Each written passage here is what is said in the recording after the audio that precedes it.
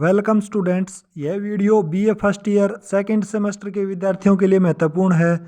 आज की चर्चा का विषय है आचार्य रामचंद्र शुक्ल जी द्वारा रचित निबंध श्रद्धा और भक्ति के क्वेश्चन आंसर। पहला क्वेश्चन है, श्रद्धा, भक्ति और प्रेम का अंतर स्पष्ट करते हुए आचार्य शुक्ल की चिंतन दृष्टि को स्पष्ट कीजिए। प्रीवियस ईयर क्वेश्चन है ये। आंसर है इसका,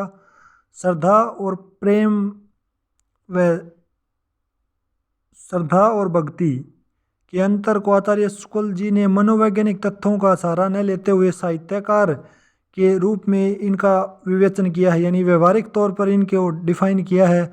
सभी जटिल विषयों को अत्यंत रोचक ढंग से प्रस्तुत किया है। श्रद्धा, भक्ति, प्रेम तीनों मनोभावों को लेखक ने अलग अलग बताया है।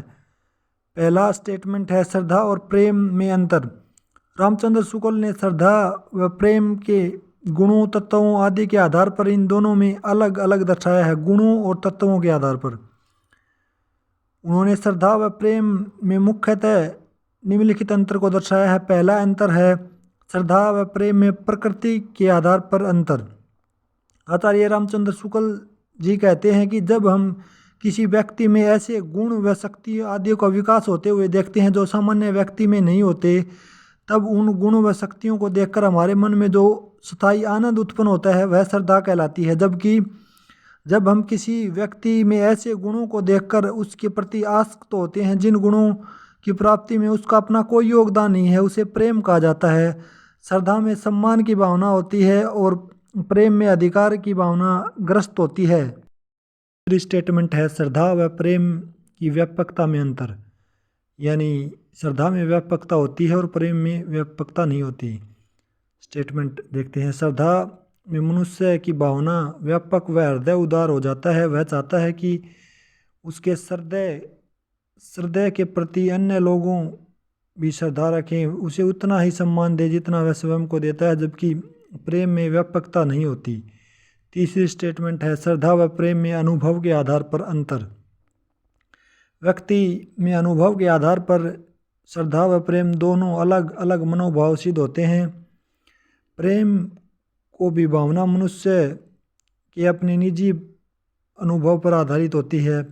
यही कारण है कि जिस स्त्री या पुरुष को एक व्यक्ति प्रेम करता है, परंतु हो सकता है दूसरा व्यक्ति ऐसा अनुभव न करे तथा उसी स्त्री या पुरुष को प्रेम न करे। जबकि श्रद्धा स्वयं अनुभव से उत्पन्न हो सकती है या फिर दूसरों के अनुभव से भी उत्पन्न हो सकती है।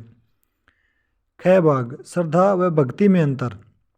आचार्य रामचंद्र शुक्ल ने श्रद्धा व भक्ति को भी दो अलग अलग मनोभावों में सिद्ध किया है।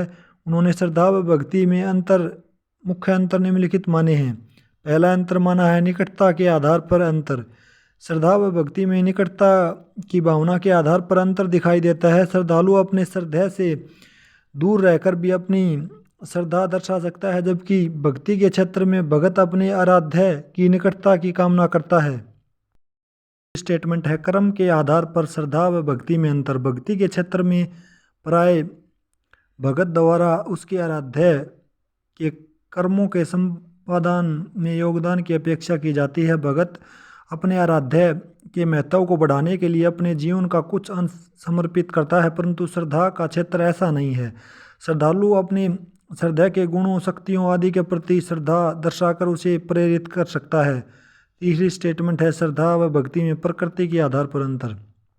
प्रकृति में अंतर इनकी में, भक्ति के क्षेत्र में भगत अपने आराध्य के समक्ष दैन्य भाव को प्रस्तुत होकर उसकी कृपा दृष्टि पाने का आकांक्षी होता है। अतः भक्ति में मूल रूप से दैन्य या दास्य भाव का समावेश होता है, परंतु श्रद्धा के क्षेत्र में श्रद्धेय अपने श्रद्धेय की कृपा दृष्टि का कोई प्रयास नहीं करता है। अतः वह न तो अपने श्रद्धेय के समक्ष आत्मनिवेदन करना और न ही स्वयं को अपना दास समझता है। अतः प्रकृति या मूल भावना के आधार पर श्रद्धेय व भक्ति में भेद है, यानी दोनों अलग अलग हैं।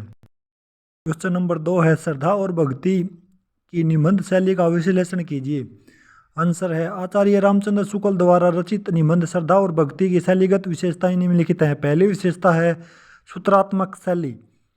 जब कोई निबंधकार अपने निबंध में पहले किसी बात को एक सूत्र के रूप में बताता है तथा उसके उपरांत उस बात या विषय को सार्थक वह शुद्ध प्रभावमयी भाषा द्वारा स्पष्ट करता है तो वह सूत्रात्मक शैली कहलाती है।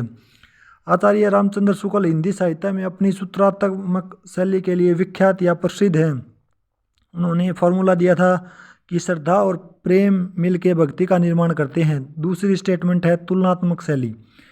जब किसी निबंध में किन्हीं दो भावों, विचारों, वस्तुओं, विषयों आदि की परस्पर तुलना करके उनमें से श्रेष्ठ भाव आदि को सिद्ध किया जाता है तो वहाँ तुलनात्मक शैली का प्रयोग किया जाता है। उदाहरण से समझते हैं। श्रद्धा का व्यापार स्थल विस्तृत है, प्रेम का एकांत। प्रेम में गंतव्य अधिक है, श्रद्धा में विस्तार अधिक है।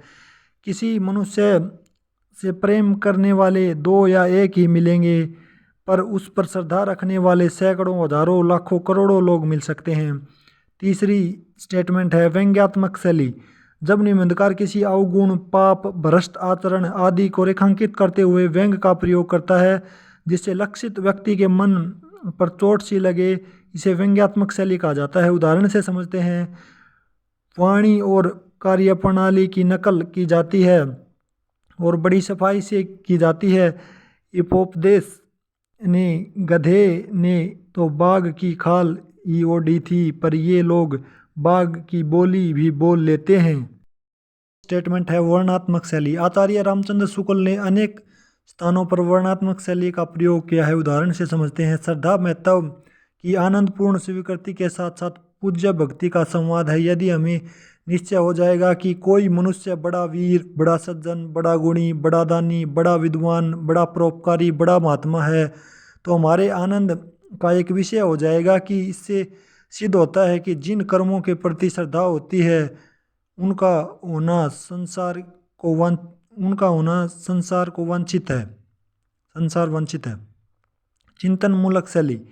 जब निबंधकार अपने निबंध में अपने गहन व गंभीर चिंतन मनन द्वारा ऐसे विचार या भाव प्रस्तुत करता है, उसकी मौलिक चिंतन धारा को सिद्ध करता है, तब वहाँ पर चिंतन मूलक शैली का प्रयोग होता है। उदाहरण है इसका।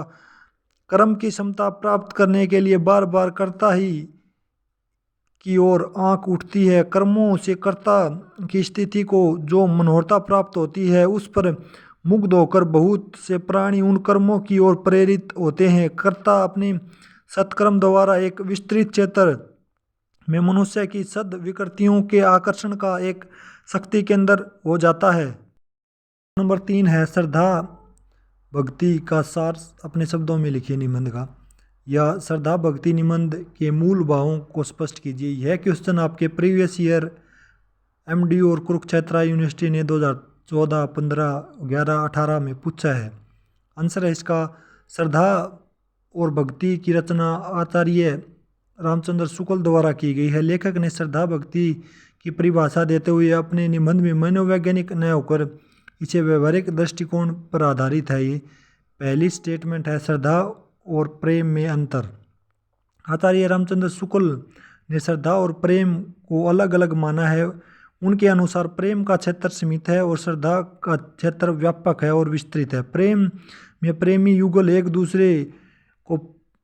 दूसरे तक ही सीमित रखते हैं, जबकि श्रद्धा में जब कोई व्यक्ति श्रद्धालु होता है तो वह चाहता है कि उसकी श्रद्धा के प्रति बहुत अधिक लोगों की श्रद्धा हो। यदि प्रेम को हम सौपन समझें तो श्रद्धा एक जागरण के समान है। लेखक ने के अनुसार श्रद्धा प्रत्यक्ष होती है और प्रेम अप्रत्यक्ष होता है। प्रेम में व्यक्ति ही प्रधान होता है, जबकि श्रद्धा में व्यक्ति गौण होता है और उसके क्रम प्रधान होते हैं। दूसरी स्टेटमेंट है श्रद्धा के प्रकार।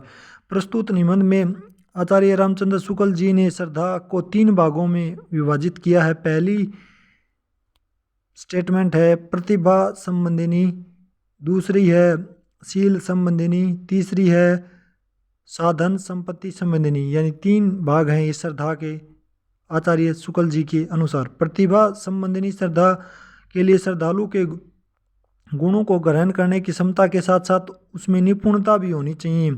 यदि श्रद्धालु के गुणों को ग्रहण करने की क्षमता नहीं होगी तो वह किसी अन्य गुण की सूक्ष्मता से कैसे जान जाएगा, अर्थात नहीं जान पाएगा।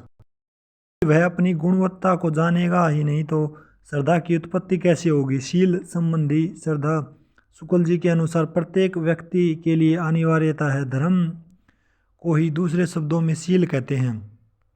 धर्म मानव समाज की आधारशिला है। तीसरी, श्रद्धा का आधार योग्यता है, साधन संपत्ति से संबंधित है। किसी व्यक्ति के साधन संपत्ति को देखकर उसके प्रति श्रद्धा का भाव उत्पन्न होता है, उसे साधन संपत्ति संबंधिनी श्रद्धा कहा जाता है। तीसरी स्टेटमेंट है श्रद्धा के परिणाम।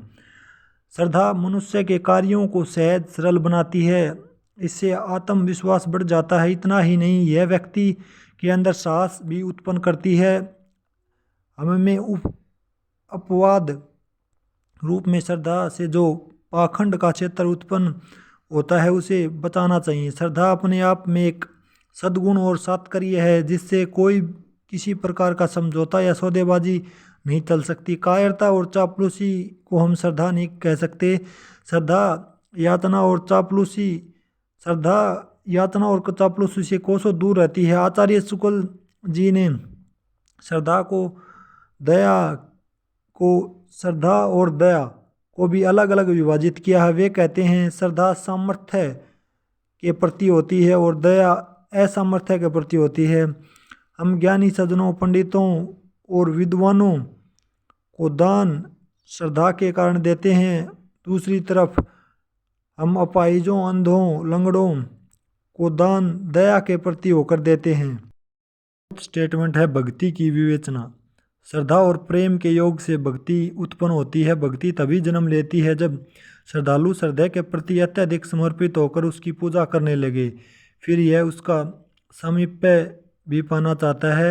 यहीं से व्यक्ति की अविरल धारा का आरंभ होता है। वह अपनी श्रद्धा के दर्शनों से आनंदित हो उठता है। श्रद्धा मनुष्य के गुणों से प्रेरित होकर जब श्रद्धालु का हृदय रोमांचित होने लगे तो वह स्थायी आनंद के रूप में श्रद्धालु के हृदय में रमण करने लगता है। भक्ति में दैन्य का विशेष महत्व है।